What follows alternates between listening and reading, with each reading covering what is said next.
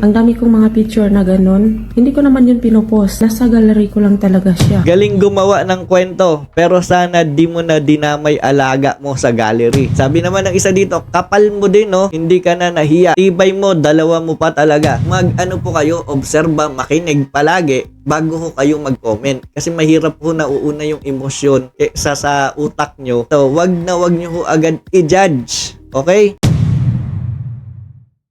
Ayan, usap-usapan pa rin po at viral pa rin ngayon yung nangyaring kababuyan sa dalawang OFW na sangkot po yung dalawang minor nila na alaga. Sa video na ito muna, ipapanood ko po sa inyo kasi may isang babae na nagsasalita at nagpapaliwanag dito. Dahil dito maraming mga netizens yung agad po na nag-react at naglabas ng opinion na siya raw yung involved sa kumakalat na issue. Panoorin po natin yung kanyang mga sinabi dito. Nanginginig pa rin ako mga mi. Sa pamilya ko na chinat ko na ganito yung nangyari sa akin ngayon dito. Galit na galit yung alaga kong binata sa nakita niya dito sa cellphone ko na Okay, galit na galit daw yung alaga niyang binata sa nakita sa cellphone niya. At yun yung viral issue ngayon. skandal ng batang Arabo na kalahi nila. Paano niya nalaman yung aking password sa cellphone ko? Kasi last week nagpagawa ako ng Absure sa kanya. Siyempre, siya talaga yung makakaano kasi siya yung may computer. Okay, na-access po kasi ng kanyang batang alaga na Arabo din yung kanyang cellphone. Ngayon, yung cellphone niya po, meron po doon na isang viral na issue which is yun po yung nangyari sa viral na video kahapon. Yung dalawang OFW na binabo yung kanilang dalawang alaga na minor de edad. So,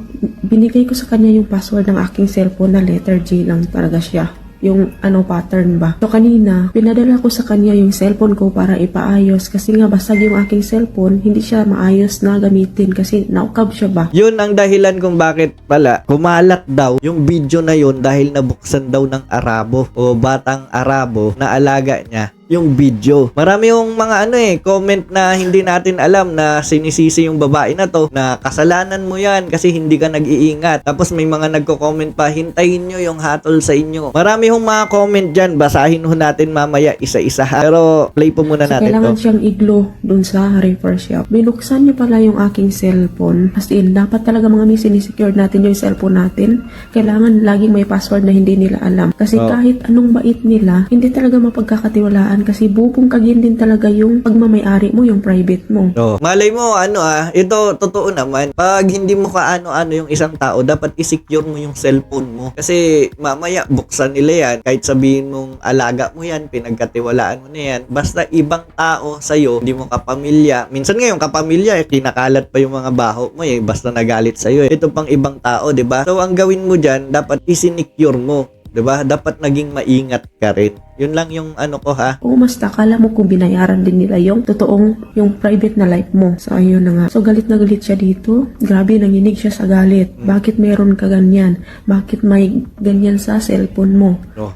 Galit na galit daw yung alaga niya dahil dun sa nakita na viral issue dun nga po sa nangyaring kababuyan ng dalawang OFW na sinasabi itong babae na ito yung nasa video. Ano po ba yung totoo dito? Talaga, mamaya ho, isa-isahin ho natin yan. Paano mo nagawa yan? Sabi niya, bakit ang daming chat dyan sa WhatsApp mo? Ang tanong, paano mo nagawa yan? So, ibig sabihin ba yung pinopoint ng bata dito ay siya talaga yung nasa viral issue na yan, di ba? So, very personal na talaga yun. And then, inopen niya pa yung gallery ko. Siyempre, nakita niya yung, hindi naman yun, naka-short lang ako. Kasi nga mga may patulog na ako, ang dami kong mga picture na ganun, hindi ko naman yun pinopost. Nasa gallery ko lang talaga siya. Sa gallery. So, pagbukas daw ng alaga niya, nakita yung siguro mga private part niya, no? Dapat hindi talaga tayo magtitiwala sa isang tao, lalo na hindi natin kaano-ano. So again, dito na masisira yung aking image. Dito sa kanila, alam niya naman, isang pagkakamali mo lang, burado lahat yung nagawa mong magandang serbisyo sa kanila. So, ito po, yung tanong po dito natin mga idol, sa video na to, siya nga po ba talaga yung babae sa viral scandal? Marami kasing raw nag-message sa kanya, maraming nag-react at doon lalong lumaki yung issue. Pero ang tanong, tama ba talaga ang iniisip ng karamihan na siya po yung babae doon sa viral issue na yan? Kung pakikinggan mo po ng mabuti bawat detalye sa video na to, umpisahan ho natin dito sa part na to. Siyempre, nakita niyo yung, hindi naman yun, naka-short lang ako. Kasi nga mga may patulog na ako, ang dami kong mga picture na ganun. Hindi ko naman yun pinopost. Nasa gallery ko lang talaga siya. Okay, dito pa lang sa part na to sinasabi niya na yung issue ay yung alaga niya at yung nakita ng alaga niya sa cellphone niya. So, it means na yung issue ay hindi po doon sa dalawang OFW, kundi yung video na to ay isang kumalat lang na naman na alam nyo na, mga pakawalang video na sumasakay ho sa issue. Tingin ko napakalayo ho talaga kung papakinggan nyo. Ang layo-layo ho ng kwento na to kaysa po doon sa kwento ng dalawang OFW. At ngayon pinagkakamalan pa yung babaeng ito na siya yung nandun ho sa viral issue na yon. So again, dito na masisira yung aking image. Dito na masisira yung aking image dahil nakita nga po ng alaga niya yung kanyang private life. Okay? Hindi ko na po pwedeng sabihin dito. Sa kanila, alam niyo naman, isang pagkakamali mo lang, burado lahat yung nagawa mong magandang serbisyo sa kanila. Okay, alam nyo naman, di ba, sa mga country kagaya ng Middle East, merong mga amo, sabihin na natin, na medyo nagiging abusado sa kanilang mga kasambahay. Meron din talaga na mga amo na mababait. Talagang mababait. Wag mong sisirain yung tiwala nila dahil sa huli, pag sinira mo yung tiwala nila, dyan ka mananagot. Baka hindi natin alam. Yung taong mabait, nakakilala mo, tapos biglang sinira mo yung tiwala, bigla kang binugbog ka or what. Pero marami ho kasing nangyayaring mga ganyang issue, lalo na sa Middle East, di ba? Yung mga kasambahay nila, minsan inaabuso nila, ginugulpi nila, kaya pinapauwi ho ng ating gobyerno. Talaga mapagkakatiwalaan kasi bubungkagin din talaga yung pagmamayari mo, yung private mo. O mas akala mo kung binayaran din nila yung totoong yung private na life mo. Kung umasta, parang binayaran daw nila yung totoong mo, kumbaga yung private life mo, do. So, ayun na nga. So, galit na galit siya dito. Grabe, nanginig siya sa galit. Bakit meron ka ganyan? Bakit may ganyan sa cellphone mo? Bakit daw may ganyan sa cellphone niya? Which is, siya naman yun, di ba? Hindi yun yung siguro, hindi siguro yung kinikwento dito, yung dalawang OFW. Paano mo nagawa yan? Sabi niya, bakit ang daming chat yan sa WhatsApp mo?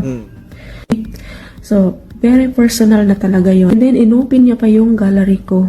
Siyempre, nakita niya yung, hindi naman yun, naka-short lang ako. Kasi nga mga may patulog na ako, ang dami kong mga picture na ganun. Okay, o ayan malinaw na hindi po siya yung sangkot doon sa viral issue. Kundi, yung video na to ay nagpapatunay lang ho na ibang kwento rin ito. Sa kanya naman, yung alaga niya, nakitaan siya ng kakaiba sa kanyang cellphone, which is ibang kwento ito kaysa doon sa dalawang OFW. Yung babaeng nagsasalita sa video, patunayan po natin na hindi po siya yung babae sa kumakalat na issue. Linawin ko, kita nyo na ho yung kanyang muka. Baka makita nyo pa rin po yan sa inyong newsfeed. Kaya ako po pinakita yung kanyang muka dahil nakapublic na rin po yan. At para maipagtanggol din po yung babae na to. Kasi siya yung nadidiin po dito ngayon na siya raw yung babae sa kumakalat na viral issue ngayon. Kawawa naman po ito, di ba? Lalo na sa kanyang pamilya. Siya ay nagpapaliwanag po lamang sa mga nangyayari sa kanya at sa alaga niya. Pues, ibang kwento siya, iba yung kwento ng dalawang OFW na nambaboy ho ng kanilang mga minor de edad na alaga. Pero napagbintangan natin dahil sa maling akala ng mga tao. Ano ko ho nasabi? Sige, magbasa ho tayo dito ng comment. Galing gumawa ng kwento, pero sana di mo na dinamay alaga mo sa gallery.